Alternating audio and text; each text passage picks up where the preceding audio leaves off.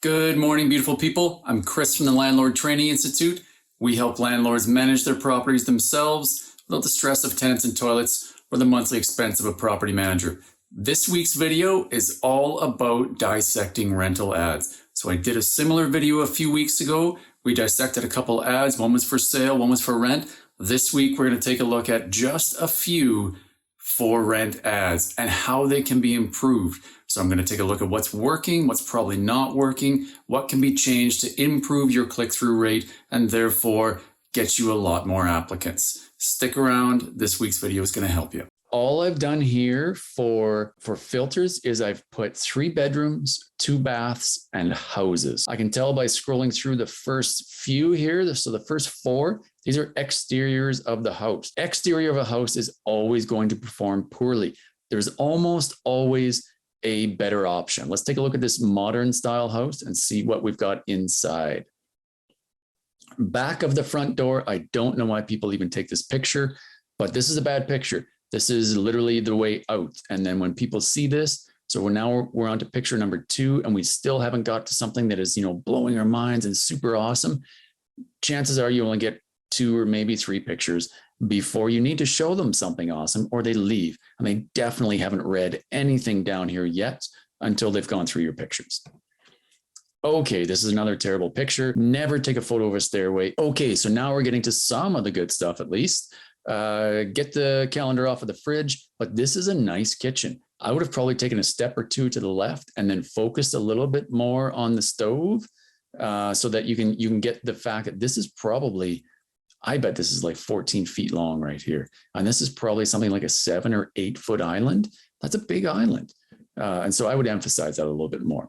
This is a useless picture. I have no idea why this is included. This is a good picture, actually. So this is emphasizing the island, and it's making this room look really long, but it makes the island look really long in a good way. Let's move on. Exterior of the home, you almost never want that as your thumbnail.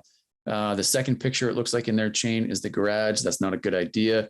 Bathrooms should be way lower than picture number 3, like way lower.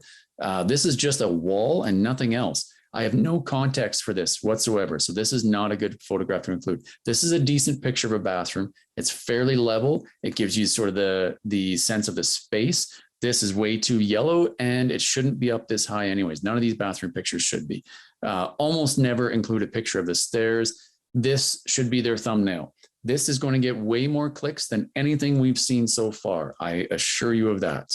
Bedrooms are tough to photograph, so I almost always exclude them. Okay, next up, let's take a look at the one below. Again, exterior is not going to create much click-through. We've got another exterior followed by another one. And now we're looking at the door out, which is where everybody's going to go from this ad because they've seen nothing that draws them into it yet. And they definitely have not read anything down here until they've scrolled through a good number of your pictures.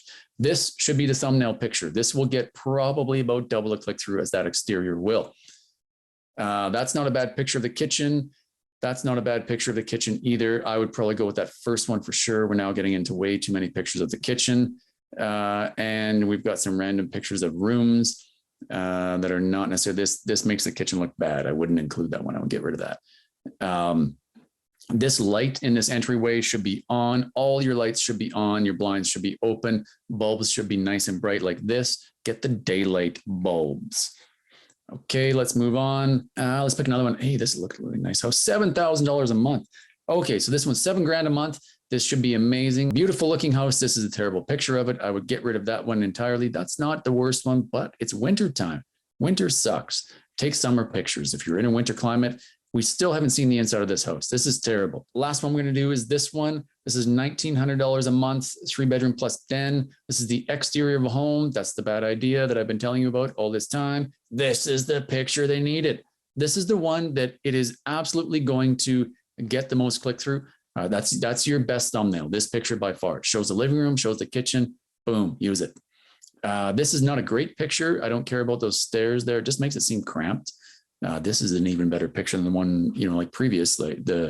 So the one before this one is not good. This is a better picture. You don't want to stand in the middle of a room or in the middle of a wall. Generally speaking, if you're photographing a room, walk to a corner, point to the middle of the room, take that photograph. It's going to do better than if you walk to the middle of a wall and shoot to the middle of a room. Okay, so there's some things to think about before you post your next ad. The order of your pictures and how they're actually structured. It's not that hard to create that feeling that draws people into your ad and actually makes them want to read your copy. I'm Chris from the Landlord Training Institute. We help take the pain out of property management. If you haven't already, head to landlordtraininginstitute.com/generator to get our headline generator. Combine that with what I've shown you today with the pictures, and you're going to knock it out of the park. I'll see you next week.